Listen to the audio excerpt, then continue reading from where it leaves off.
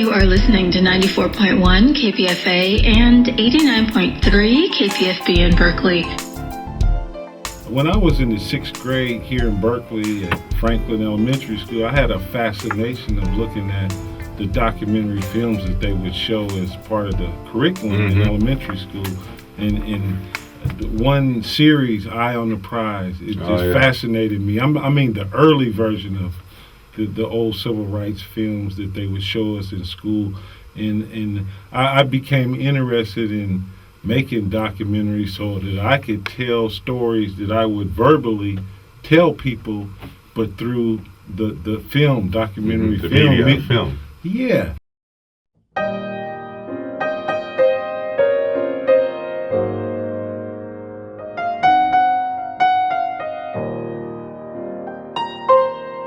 We know that from the historical legacy of slavery that our families were not only broken but stolen from us. We were torn from very strong bonding, family, community, village, and brought under extremely austere conditions to a country separated in this country from one another. So there goes family.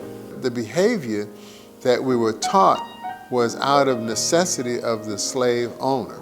And so we were thought to be, have tremendous sexual prowess, and the women were thought to be promiscuous. Over the time of slavery, there were about 1.5 million babies born into slavery. Then in 1808, a law was passed to say that no longer could they import slaves.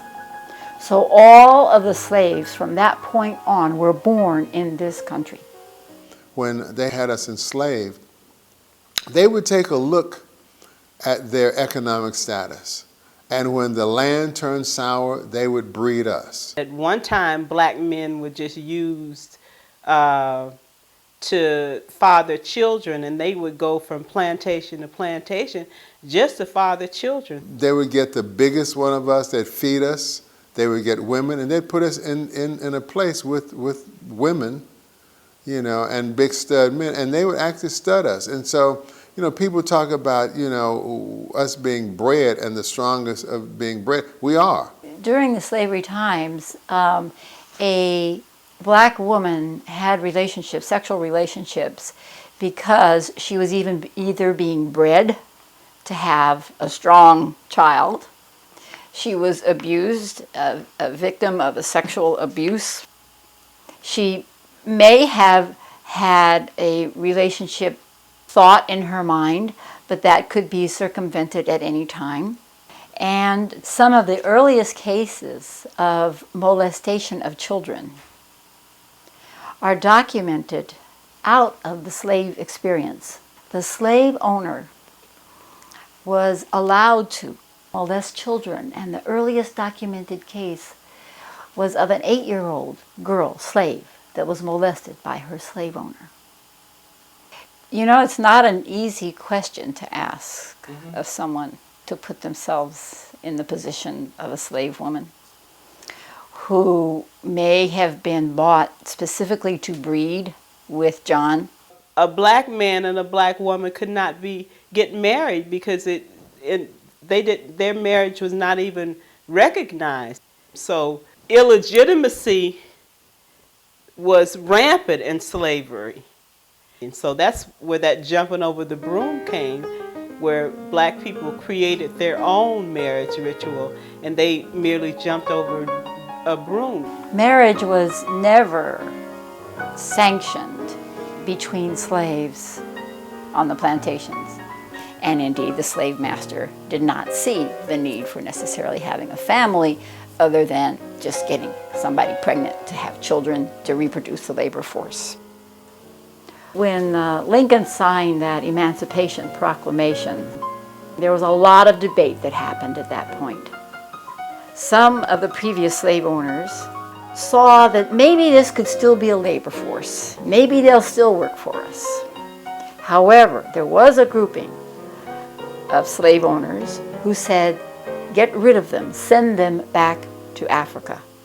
After slavery, there was a real significant shift in terms of building our own families, we saw that we were moving somewhere, we were moving forward. But the largest grouping, I think, was those who said, let's just make it so that they cannot reproduce. As we talk about the role of some of these historical organizations who were really put together for the purpose of the sterilization and stopping reproduction of African American peoples in this nation, the reality is that we have to put it in historical context. They set out to sterilize us. There's something that's called eugenics, and it involved people determining that we were feeble-minded people, and so they need to sterilize us so that we won't carry on these bad genes and infect the gene pool. And these people who were supporters of the eugenics movement were also the same ones who, in that day and age, were opposed to public education and were opposed to the creation of public hospitals. And that was a hard period in our lives because many of the women didn't know why they couldn't have children. And they couldn't have them because the state deemed them a risk because they put mental health tags on them, a risk because they wanted to control the birth rate in our community. And people think this is far-fetched. The discrimination grew with the eugenics. So blacks were not deemed desirable. The reality is, without having that knowledge, some of our young people and some of our not so young people feel that those organizations are friends to our communities and will fight you if you raise issues about the ways in which they operate, the ways in which they are strategically located in or near the African American community.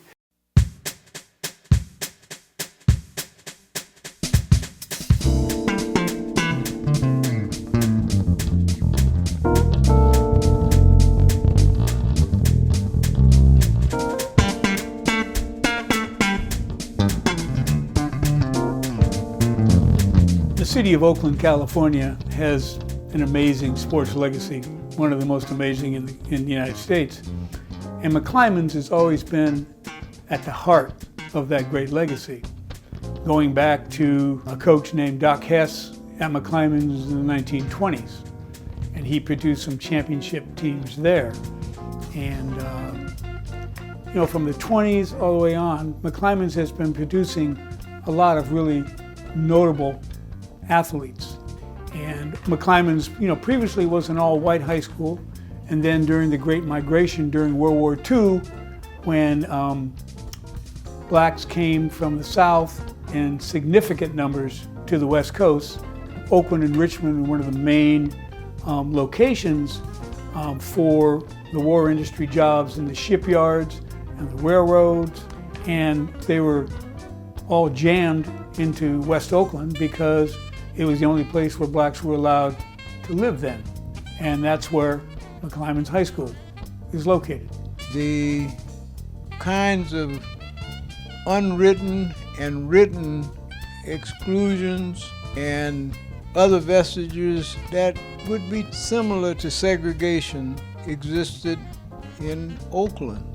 And I recall that, Bill Russell said one time that Oakland compared to Jim Crow, Louisiana, was a paradise.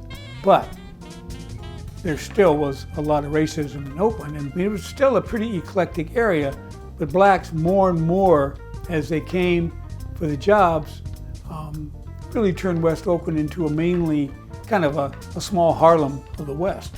So when blacks moved into West Oakland, it became this amazing, thriving commercial center, and the Oakland Blues, for example, was created there along 7th Street, where there were jazz clubs and blues clubs, and it was an amazing area. As you have a living situation where people are pretty well constrained to one part of the city, so you had to have something of stability to help these youngsters. And McClymonds High School was right in the heart of that West Oakland area. And even though McClymonds had a really significant sports history going back to the early 1900s, when the blacks really became the dominant culture in West Oakland, that's when the McClymonds legacy really took off. When I think of McClymonds High School back in those years and their amazing athletic legacy, I think of Coach George Poles. Now, all these black athletes came to Oakland from the South and they ended up at McClymonds High School. And he started creating an amazing athletic heritage at McClymonds in baseball and in basketball. So imagine one high school in West Oakland, one season, 1951-52, that produced 3 teammates that would change the landscape of sports in America. When I first met Bill Russell, he was in high school at McClymonds, and he was a guy who was a gift of gab that talked a lot. He was a tall, gangly, awkward kid who, at an early point in his high school career, he could not make a sports team. He wasn't good enough.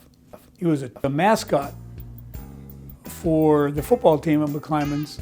Bill Russell probably became one of the greatest superstars who came from such humble beginnings in American sports history.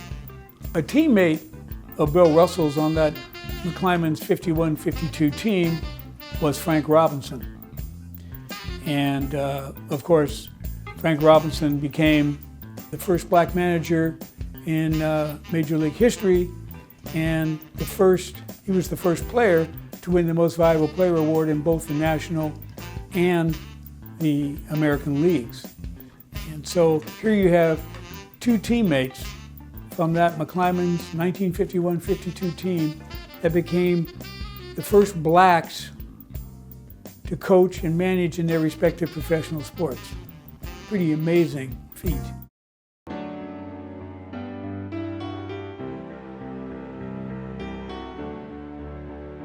Byron Rumford's story is important because fewer than 3,800 individuals going back to 1849 have ever sat in this chamber and voted on public policy. Byron Rumford was one of those individuals. How, coming out of the South, could a black man living in a city where that was white, except our basic community, expect to get elected?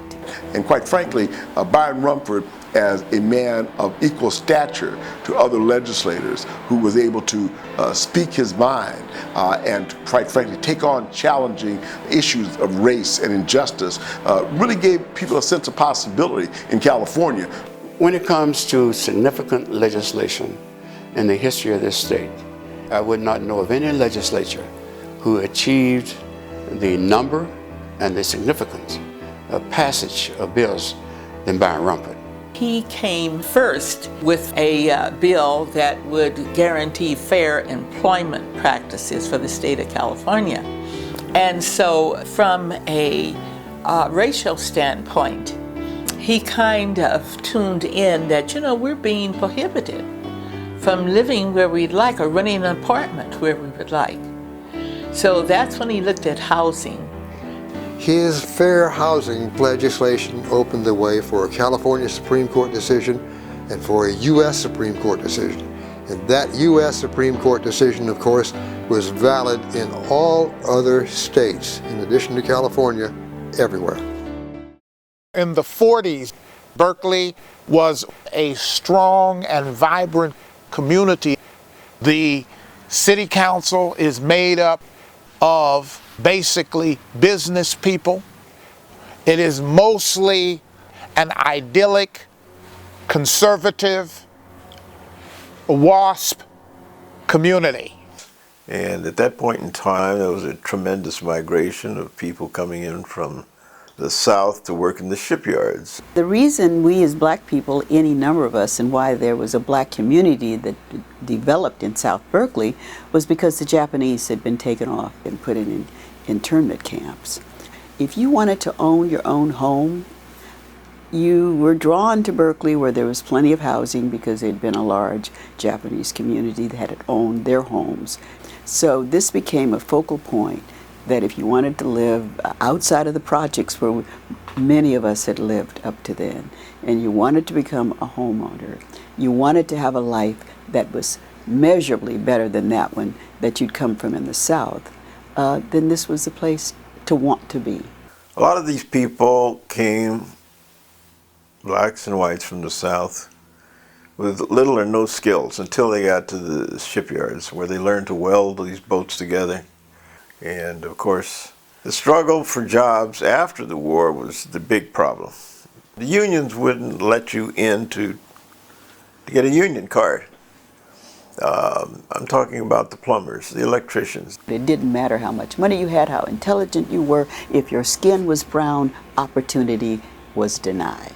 Berkeley was a segregated community in every way you can imagine. All the black folks in Berkeley lived in South or West Berkeley. And quite frankly, Sacramento Street was really the line. There were very few blacks who lived above Sacramento Street, and none lived above Shattuck. And a lot of people, until they were confronted with the reality of racism and economic oppression, refused to admit that it even existed. They had all the covenants for restrictive housing and certainly discrimination in employment. So the context is that black folks coming in want their fair share. We want good jobs. We want good housing. We want options and opportunity. I don't think Dad really had any personal desires to run for public office, but the community meetings resulted in him being drafted to run for the Assembly District. And the 1948 general election, he was elected. There were discrepancies in the ballots, but that started his political career in the 17th Assembly District. And I think a lot of people are very proud that there was black elected leadership in California and representing Berkeley and West Oakland. In the late 40s, West Oakland had a very high concentration of blacks.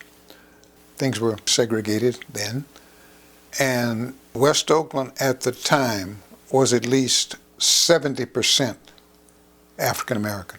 And so Byron was the first political person of color to make a difference both in West Oakland and Berkeley.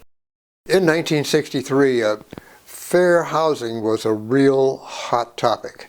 And there was great discrimination in California. And that's where Byron Rumford came in, because he was one of the early pushers for the fair housing legislation that he introduced in 1963. Governor Pat Brown and Byron Rumford, they had a common thread that they were both committed to, and that was equal rights and ensure that all Californians had access to equal housing. And Governor Brown, at some of his news conferences, he made it clear during the process that if it survived the legislature, he'd sign it. And the well-known Rumford Fair Housing Act became quite a battleground, which really impacted the entire state of California. For the generation growing up today, I don't think they really understand what racial segregation was like in terms of the many, many ways in which black people were simply second-class citizens. And during this period, the early 1960s, the demography of California is very different than it is today. So this Fair Housing Act came right at one of the hottest times in race relations. California was in the spotlight. This had become a national story. Is California, supposedly a liberal state, progressive, going to take a positive action with regard to fair housing? And generally, white people feel in California and across the country that they shouldn't be made to have to live next to black people. And they are unashamed about that. In Berkeley, liberal Berkeley, the city council in the winter of 1963 passes a fair housing law for Berkeley. And there's immediately a petition campaign, and they put on the ballot the repeal by the voters.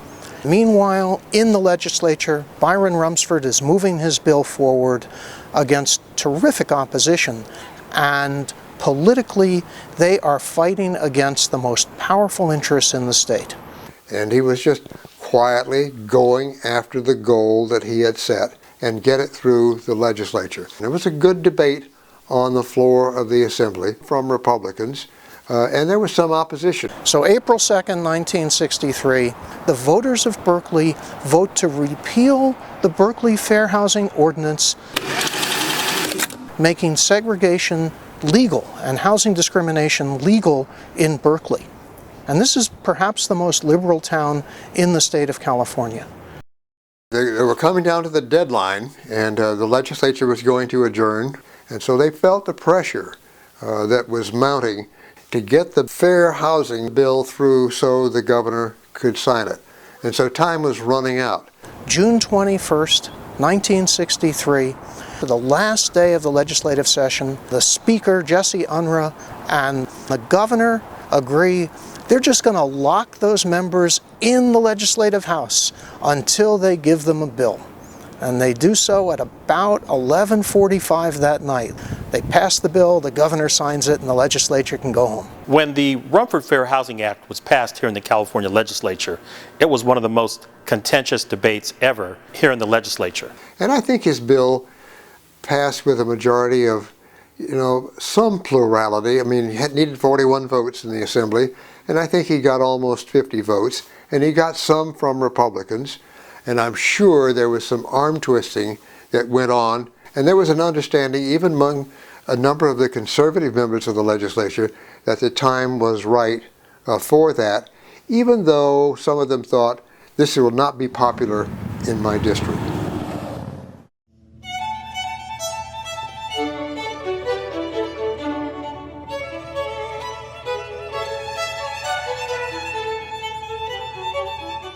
Emmett Ashford was a man of great culture.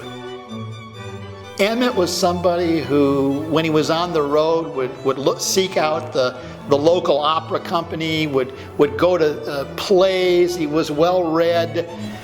Later, of course, he got into the film and television industry. You're one of the best umpires in baseball.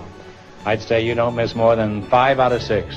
So this was a guy who had a wide range of cultural interests. And I think he, to some extent, brought that into play in terms of his performance on the field. His style was very theatrical. Makes sense. He used to go to the theater. This was somebody who was a pioneer. Emmett Ashford was unique. He was in a position of authority on that field. He was a serious, educated, tried and true professional, and an entertainer, all in one package. In 1961, I got to work with Emmett. I was on the same crew with him, and it was quite an experience. Emmett had the antics and did it on the bases as well as behind the plate. And, he found out the people liked it. So, because of that, hey, this draws people to the ballpark maybe. Sure, Emmett Ashford's in town. Let's go see it. That's what minor league ball's about, drawing people.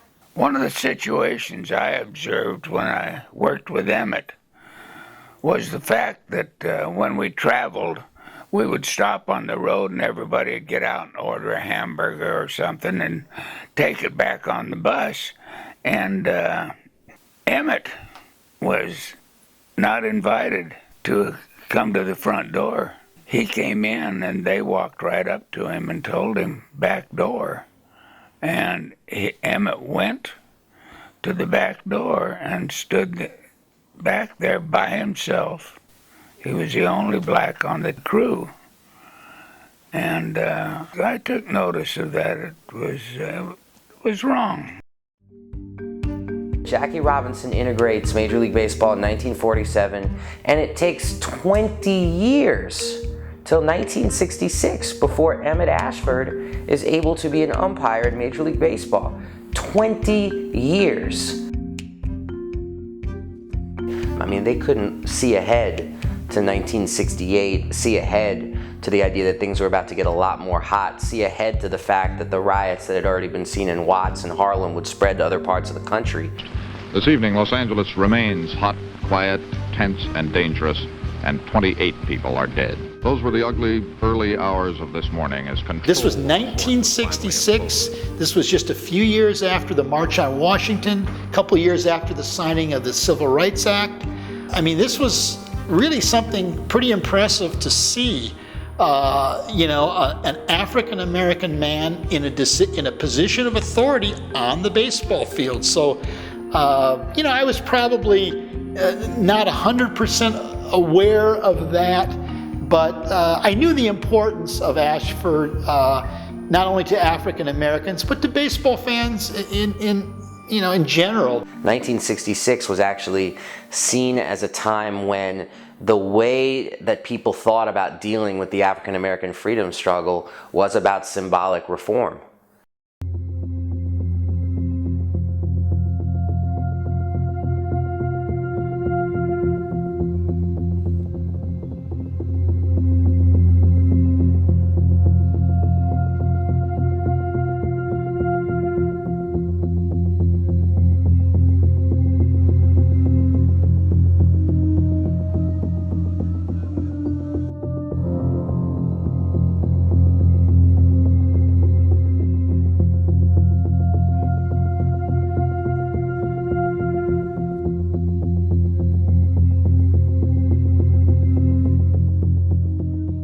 (1968) is as clear in my mind as we're here today. I was sitting at Howard University as a young 19-year-old student in my classroom, Mr. Wells' classroom.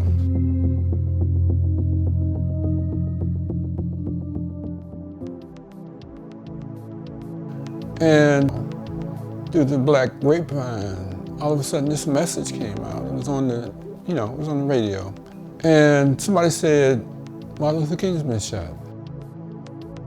They said it was shot, and then they said he's been killed. And so it was like as if we were in a trance. And we immediately went into the streets. So as we walked towards 14th Street, we started smelling smoke. And then you actually started to see fires. When Martin Luther King Jr. was assassinated, all hell broke loose. And the teeming masses could not be contained. We all know that the roots of injustice run deep. But violence cannot redress a solitary wrong. Throughout the evening and into the following 2 days and nights, a shock wave of looting and arson would sweep through a number of cities and towns from coast to coast, including Washington, D.C. People were scrambling because the rebellions all over the country were really more than what anybody knew how to deal with. You had these rebellions, which were mistakenly called race riots. They were rebellions by black people, mostly fed up with police brutality and other kinds of injustices. And so this spread all over the country, people trying to do things to calm the restive spirit that was bubbling all over black America. Some of us saw the destruction of white supremacy being burned up. That's the way some of us looked at it. The dream of Dr. Martin Luther King Jr. has not died with him.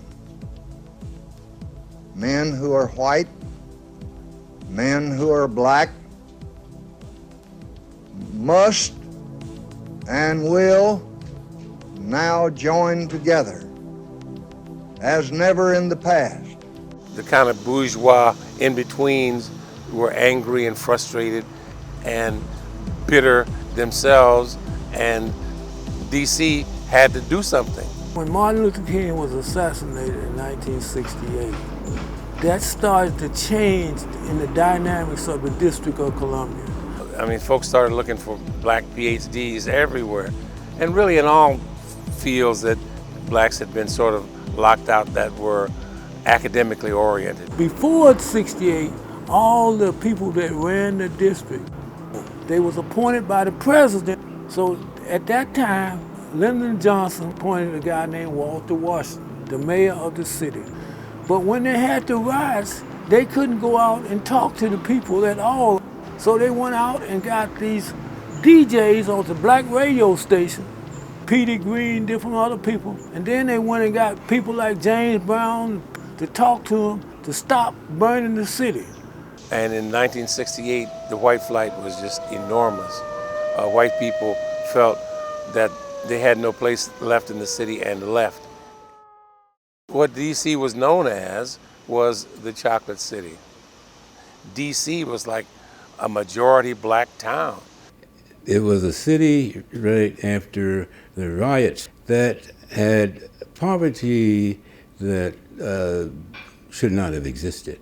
And so all of a sudden, D.C. required special attention. President Johnson hired Dr. Cleveland Denard to come to Washington to get all these black architects and engineers involved in the planning of Washington Tech. And soon as Congress authorized it, they started building the next day. The Washington Technical Institute was created in 1968, and its main objective was employment. It was put into place to address the specific demands and needs of education of the young people here in the district.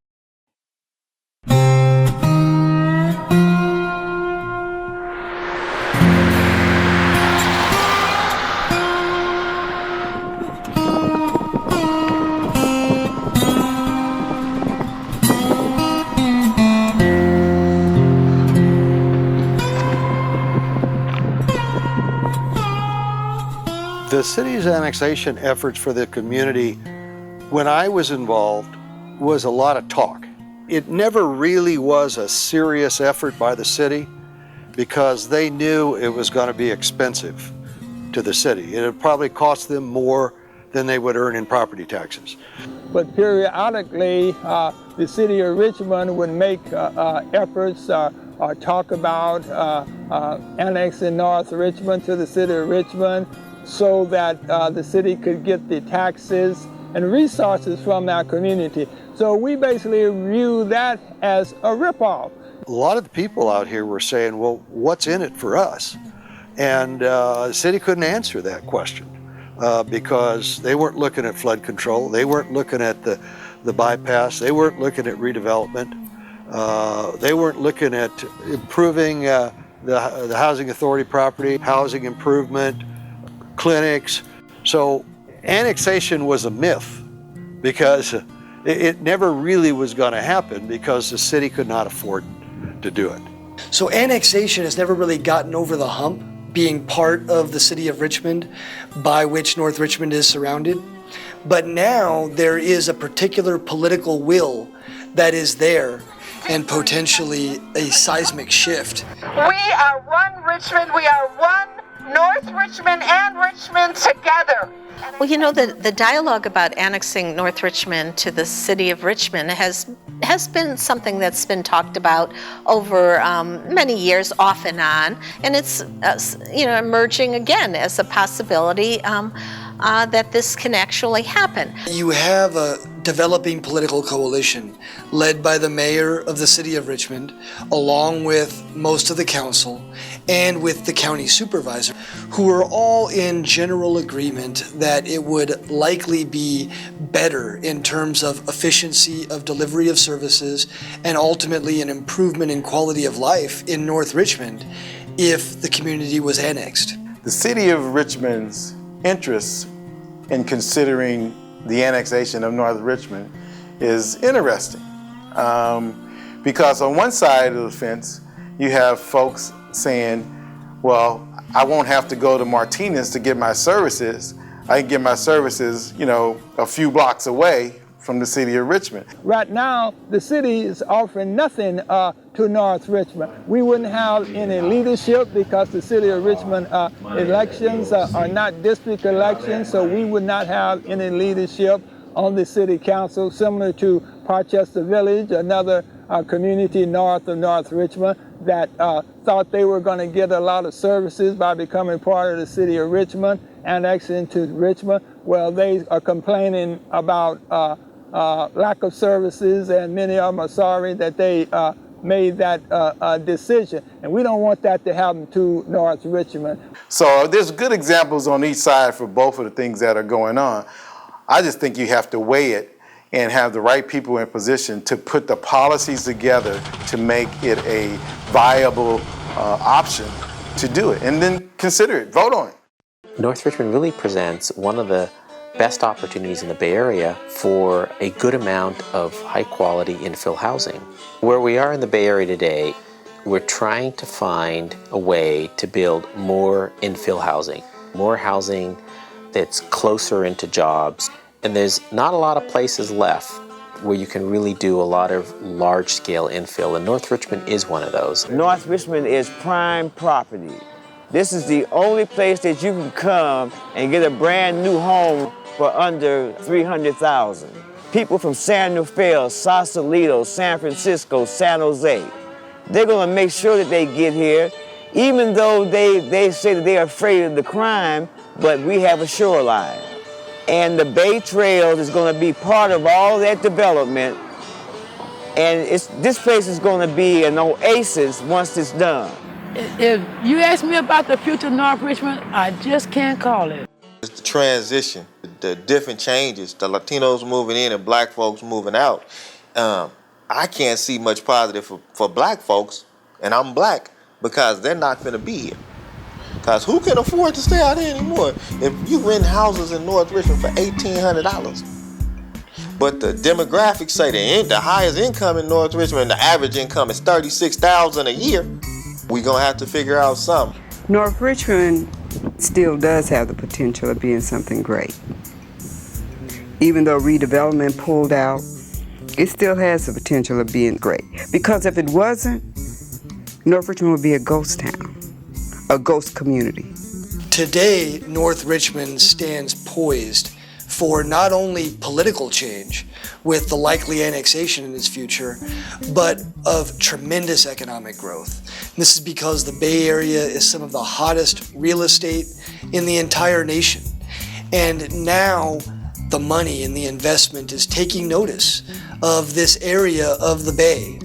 And so what we're seeing is shoots of investment and opportunities all over North Richmond. Oh, it's a master plan. Now the master plan, Latinos is finna get put out. It's going white. I kid you not. Look at West Oakland. The gentrification here in North Richmond is real. And what we all have to understand as black folks is that we have to mingle our resources to make sure that we keep ownership of North Richmond. I know when it comes, to gentrification and changing the population and so forth, there's an element of North Richmond that will always be here and will break through some kind of way. And the people of North Richmond have always stood the test of time. And so North Richmond would never die.